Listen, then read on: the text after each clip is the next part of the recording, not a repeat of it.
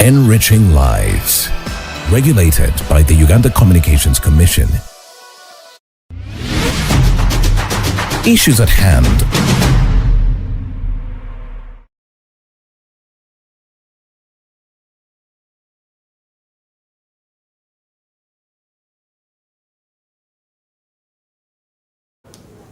Okay, very good morning, our dear viewers. Welcome to Issues at Hand. My name is Andrew Twahira, hosting you tonight. Today is Friday. We are preparing, as parents, we are preparing for children going back to school. The Minister of Education said that schools will be open on 10th of February, and that is next week on Tuesday. So, as parents are preparing, we are all concerned, the parents, the communities, and the forces or those concerned in the government or the security forces. So tonight I'm hosting a community liaison officer of the Uganda Police Force, and we'll be talking about the risks, what should parents do, what should communities do, and what is the role of the parent, the roles of the roles of the communities, as I've said. So as I'm joined by ASP Kazungu Betty, the CLO, as I've said, the Community Liaison Officer of Nsangi Police. So you're most welcome at Church of Uganda Family TV. Thank you so much. Kindly greet your viewers. Okay. Yes. Good morning, viewers of Family TV. Like the presenter said, I am ASP Kazungu Betty. I'm the Community Liaison Officer of Nsangi Police Division. I'm so happy to be here today with you. Thank you, ASP Kazungu Betty.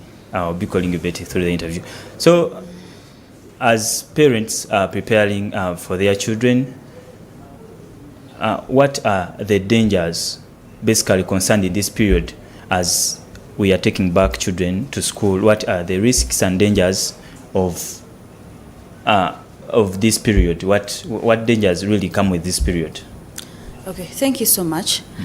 First of all, I would like to thank all parents out there for keeping the children during this season. We haven't been through a very easy season. We have had a long holiday which has had elections. We have cases at police apparently where children have got lost, children are in custody, children are in prison because of very many actions that weren't taken care of by their parents. And like I said, I am a community liaison officer. My role basically is to sensitize community. And we have already sensitized them even before we went through into the election period and told parents to take care of their children. I would like the viewers out there to know that your child is your full responsibility. Even before you start thinking this is a big child, this is now somebody above 18 or whatsoever, your child is your responsibility. Yes. And now children are going back to school. What are the dangers? What are the risks out there? We have found parents who have prepared their children for school and taken them to the roadside and gone back to home, into their houses as early as 4. And these are children on the road waiting for the buses, waiting for the coasters. Yes. And you find that this is a child who is at risk of being kidnapped. This is a child who is at risk of being knocked. This is a child who is at risk of even being poisoned. Yes. By a stranger, by somebody you do not know. So, as parents out there, let us endeavor to make sure our children reach school safely. Before you go back to your bed, make sure your child has gotten transport to reach the school. And the other danger is or risk. Some children who don't use the coasters or buses, usually they move using border borders. And you find that most especially the girls are at risk of these border riders doing many things to them. that we do not know. Before a child speaks out or before a child talks, this child will be in a lot of danger that you may not know. So children, parents out there, we should know which border people take our children. Have you really verified who he is, how he behaves? Does he really is he also a parent? Let me say, but even parents, you may find that he's a parent, but he can do something dangerous to your child. So endeavor to know who exactly is taking your child to school. And then the other risk is usually when we are reporting to school, most especially boarding schools. For those children who take themselves to school, I usually condone the way of their fees, of their pocket money. So you may find that a child goes to school, is going to school, and the con men are out there waiting for them. As they report, they want to con them of their money, of the school fees they are taking. So it is advised that if possible, parents can first bank that money before the child can report to school, or if possible, escort the child to school. Let the child be escorted to school. So those are basically some of the risks.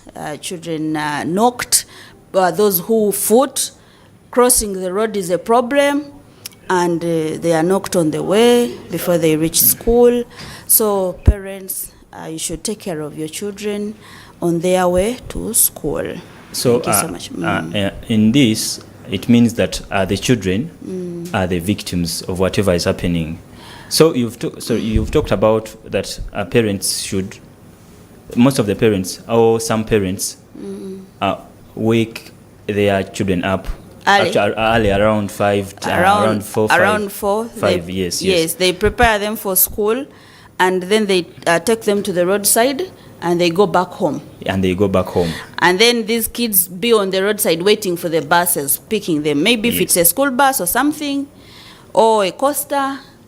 So is there a age, because they are all children, someone will say that my children is now grown up, he's let's say he's 8, he's 10, he can do everything for himself, he's brave. So why is there an age that this child is now okay, can be left on the road? Let's say it's evening hours that he or she can't be picked from school, that she can bring herself, she can get a border rider to bring her back, or it's sometimes some schools don't have shuttles. They even, let's say in rural areas, in villages, they walk long distance from school. Some even reach home at night. So is there an age that this child needs extra care? Okay. Like I started, I said, parents out there, children are your full-time responsibility. I don't want you to sit out there and say, my child is big enough. My child, yes, he may be brave, but he can't fight a stranger. Yes, he might be bright, but he may not be more bright than a con man. Yes, he may. You don't really take it for granted. My child can do this. My child can do this. There are criminals out there who are targeting them in their capacity. So, your question that I don't think we should really risk the children. That this is the age. That this is the age, Okay. You just have to be careful. Who is transporting my daughter? If it is a border rider, let that person be one. And let the child know that if Uncle Tom has not come to pick me from school, I should not live with any other border person, because he's the person you trust. Before you trust him with your child, first verify, is he capable of transporting your child safely? Yes. If you feel border is not safe, take a child to a school with a coaster. But before the child enters the coaster, be there with them on the road. Let the child first enter the coaster then, or drop the children to school by yourselves. Okay. Yes, and actually on that point, you see, when we are doing sensitization, we don't only end of parents. We go even in schools and we sensitize these children. And this is what we are telling them. We are telling them, don't move with strangers. However much you're brave, please don't move alone. At least if you're to move in a group. Yes. And if you're to cross the road, wait for another person to help you cross the what? The road. Don't risk your money with a stranger. Don't tell people your secrets. Don't post your life on social media and whatsoever, things of that sort. Okay. Another issue I'll ask you is about the accidents. Yes. Right now, the biggest transport mean we usually use, and I believe that you've used border borders. Yes, I have. Yes, and they are everywhere right now. Everywhere. And these border borders, I don't think most of the border borders have studied maybe to a certain level. Some of them don't even know the road signs. The border rider finds a zebra crossing, he can't stop. He even sees that people are crossing, but he can't even maybe step on the brakes for them to cross. Yes. Is there maybe also a sensitization or anything being done for these border riders, and also being concerned about the lives of the children in this, let's say in this period when they are transporting or they are carrying children? And sometimes mothers, to men, yes, accidents occur to all people, but there are some, that are so reckless. Yeah, they're so reckless and they are so fragile, like lives of children. Okay. So, is there anything being done on their side? Yeah, like I said, sensitization, we reach out to everybody. Yes. And now the border riders happen to be, I think, the group of community that mostly violate road rules, I think. Yes. And for sure, we cannot really leave them out. We have conducted meetings. We have endeavored to talk to them. And I know very well we have reached them. But, as you know, you cannot, when you sensitize, you can't... you can't correct everyone's actions. There are still those border riders, actually many of them who are still reckless on road, and they are not obeying road rules and regulations. And border riders, I don't know what happens to them or what happened to them, but there are people who think when they are on road, they are the only road users. Yes, they don't think about someone else. They don't care. And they are not only causing accidents to the children, even the big people, even themselves. You find that a border rider will ride and fall into a truck while he's seeing, and his head will crash. So even their lives are in danger. The only thing I would advise them is to really change. Otherwise, for the parents out there, like I said, you should verify. Actually, if possible, even regulate the route where this border person should take your child through. If you know there is a tarmac road somewhere, but there is a maram road or a shortcut where he can pass to dodge this tarmac road that is very busy, at least tell him, okay, please take my child, but never cross this side. Yes. Never cross the road. Always pass this direction up to when you reach school. Yes. You regulate him. Because you may trust him so much also, and then he goes and crosses the road like they always do, and the car, knocks them, and of course your child goes. Okay. Yes. Okay, on the same issue, yes, some parents trust their children with border riders. Some have personal border riders, and they trust them. Yes, they do. For that, I would also appreciate them for that, and those that are really follow the traffic rules. But then back home, yes, in this holiday we had a case. I think you also saw it because it trended in the news. There is a child who was kidnapped by the houseboy. Yes. And that child was later recovered, I guess. But we've also had similar cases of which family helpers, some people of which they are also family friends or people we know, people like family think like this is a person we know, this is Uncle Jeff, Uncle this, Uncle this. So you trust your child with this person, somebody. Yes, and say you can take him or her to school. It's okay, you can take him, and you find out that some parents maybe come out with such cases that children are kidnapped, children like the things that happen to their children when they don't know, and on finding out things of defilement and others. So is there a message about parents trusting their children with people they think they know? Yes. Now, actually, thank you so much for that question. Yes. You see, as children, we are going for holiday. Yes. I told you we sensitize the parents, and this is what we are telling them. This happens most especially in holiday. Children are coming back home. You are used to being alone at home, and now there are going to be so many, so you start distributing them. This one goes to Aunt Jennifer, the other one goes to Uncle Tom, this one goes to so and so, Sister Gundi. And you find that all your children are in different hands that you are not sure of. Yes. Now, you may have grown up with these people, or you may have grown up in these people's hands by then, but you don't know what their character is. For example, you may have turned out in a rich person, and maybe they didn't want you to become rich, or you studied too much and they are saying this one is studying too much. He's also teaching his children. And now even the children are in school. Yes. You see, human beings are human beings. They do change. So somebody will do something dangerous to your child just to pay you for whatsoever you are, or what you are doing, or what you did to him or her when you were still young, when you do not know. And when it comes to a girl child, it is even more sensitive. Who do you keep a girl child with, really? We have had incidences of uncles using these children. And we have also have an incident of a father who used his own child. A real father, yes.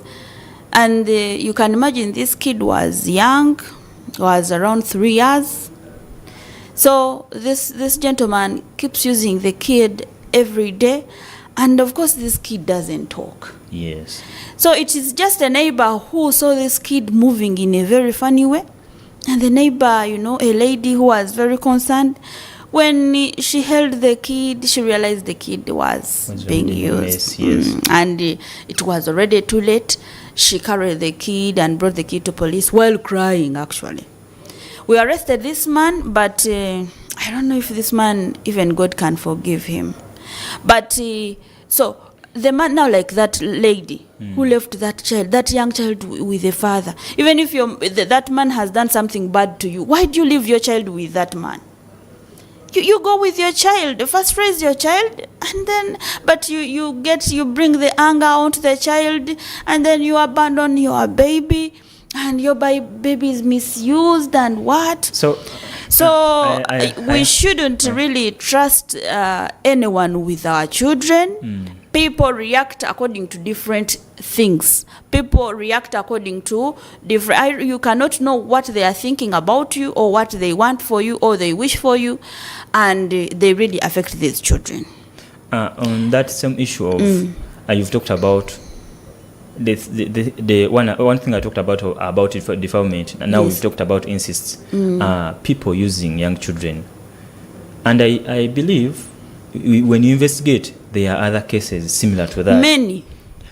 So, and I guess as conmen do, these people tell these children, just like as a conmen can do to you, tell you, don't tell anyone. This is sacred. Don't do this. Don't tell anyone. So they tell them, don't tell anyone.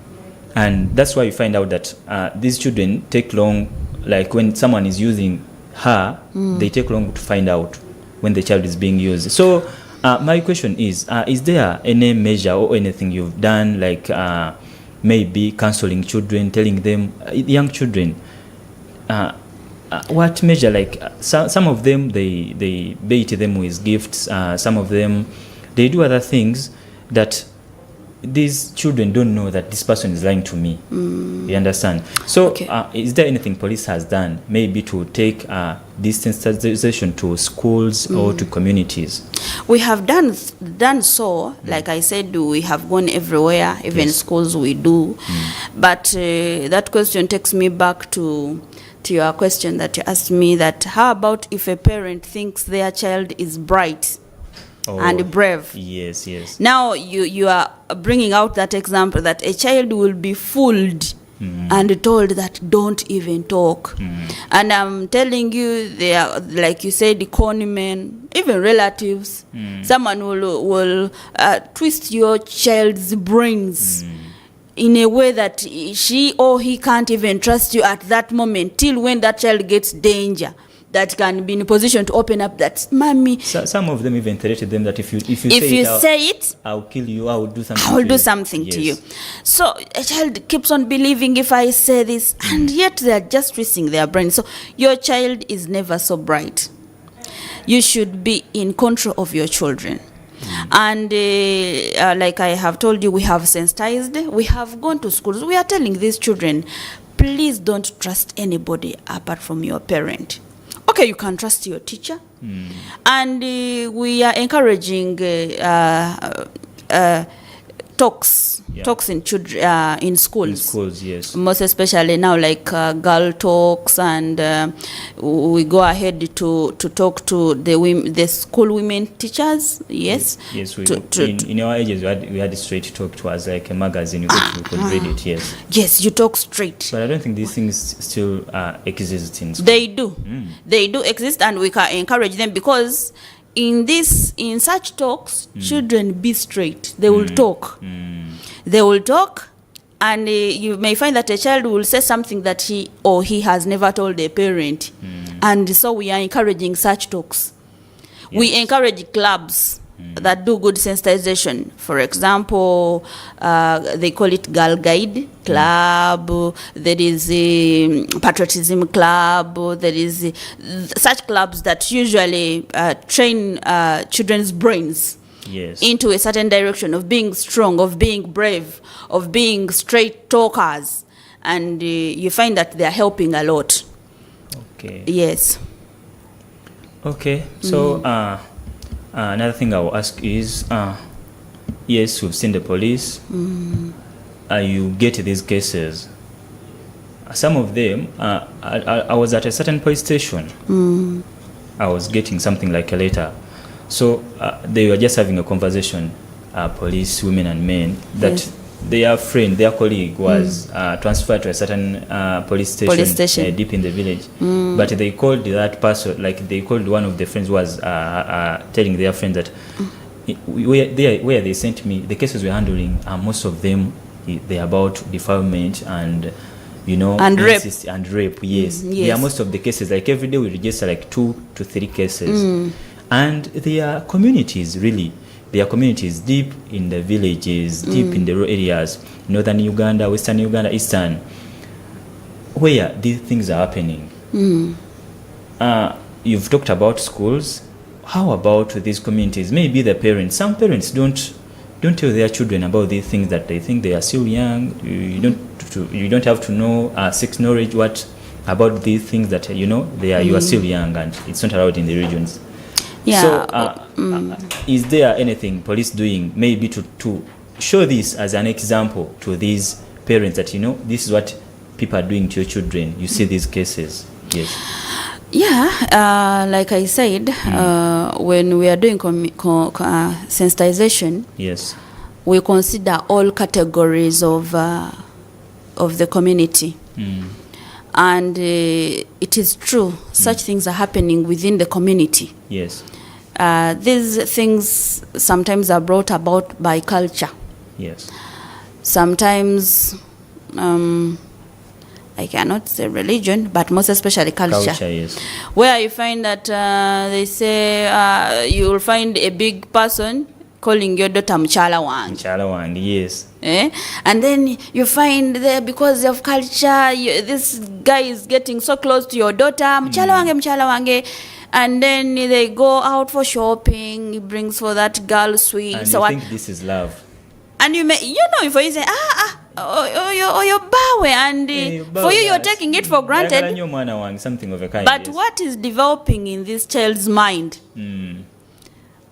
With time, you do not know. And what this gentleman is creating in this girl's mind, with time, you do not know. So you will one day leave home you trust him and you leave him with the child. Remember, the child has created bond, or this guy has created bond with this gentleman. Yeah, they trust each other. They trust each other because of what they have been doing before you, and you're not reacting. Yes. And then you see that this child is really used.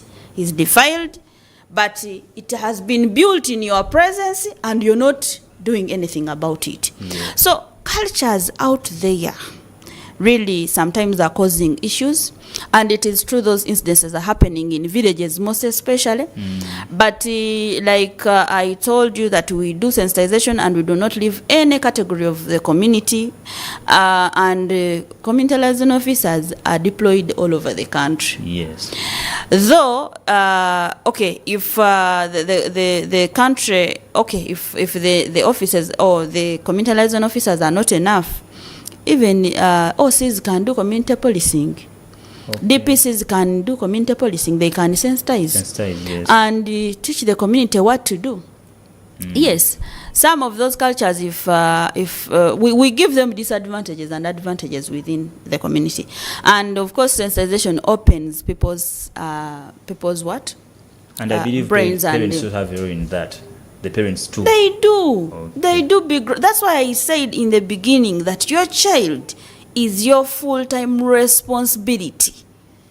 Okay, with that, we are going in for a short commercial break. We are still continuing with the discussion about this topic. Children are going back to school, and a lot is happening behind what we don't know.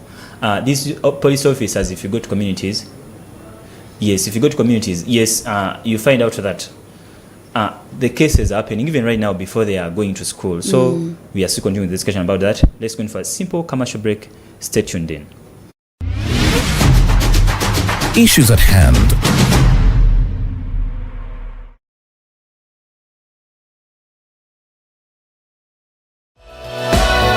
This is Church of Uganda Family TV. Enriching lives. Regulated by the Uganda Communications Commission.